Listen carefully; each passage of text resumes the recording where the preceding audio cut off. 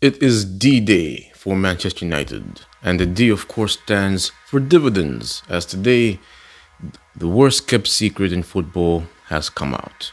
Manchester United have awful owners, and once again, they have decided to take money out of the club before they've even signed the player, before even making an announcement to give their fans some hope and expectations into the new season.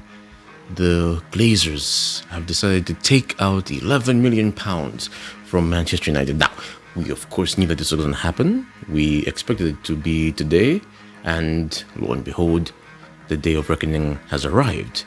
And normally you would find with it like some spin or news to try and cover the tracks. Of course, we've heard that Man United wanted, or rather Eric Ten Hag wanted Ralph Rangnick gone. Rangnick wasn't good for the club. All that jazz and noise that people have reported today.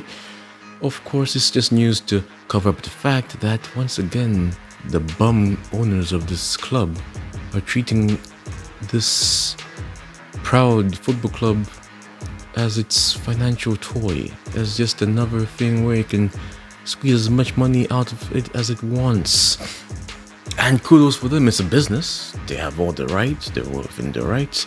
But should it be allowed? Well, yeah, that's up for the lawmakers to decide. And United is the only team which I know of that does this, where at least you hear that shareholders and stakeholders are removing money for a club. Hell, Roman Abramovich, despite all the negativity, had never really did that with Chelsea. He actually lost money as owner of Chelsea, but now you hear that Man United, who have owners that, by the way, in the past 17 years have taken over £1 billion from the club. £1 billion.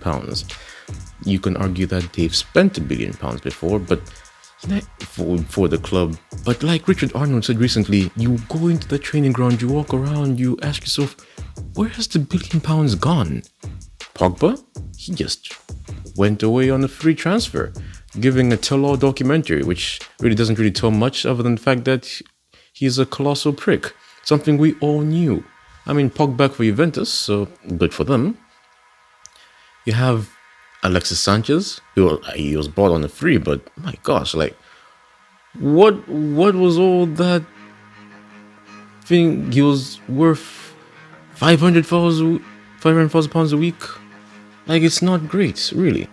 £500,000 for a player who completely lost his footballing ability within the space of a month.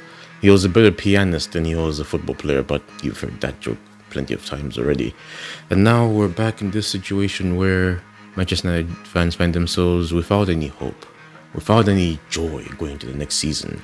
They have Heisenberg at the helm, but he hasn't been given anything to show that they are backing him. We're just going to find ourselves in a situation where we have McFred in the middle of the midfield yet again. I mean, Bruno giving the ball away with every second or third touch he has.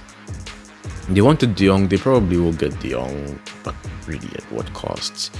They could have gotten Anthony and Timber ages ago, decided to wait, and now Ajax don't seem to want to sell anymore. Timber has come to his senses and they want to leave Ajax anymore. It's dire. It's a dire situation for a club which has recorded its worst season since. I mean, you think Moyes would be bad enough, but somehow it got even worse. It got even worse with a team which had £1 billion invested in it, like poorly invested as well. They basically threw money away into the wind, into the water, and they haven't made up for it ever since. The Glazers, or what's wrong with owners, or what's wrong with football? I mean, you have two types of owners on two different ends of the spectrum. You have the owner with a lot of money that doesn't want to spend, and owners with a lot of money that do want to spend.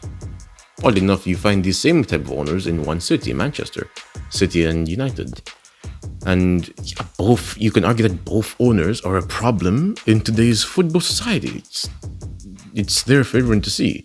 Man City are ruining the game, as they say. Man United don't want to compete, as they say. I mean, they want to compete, but you find it hard to prove otherwise with the way the owners run the club.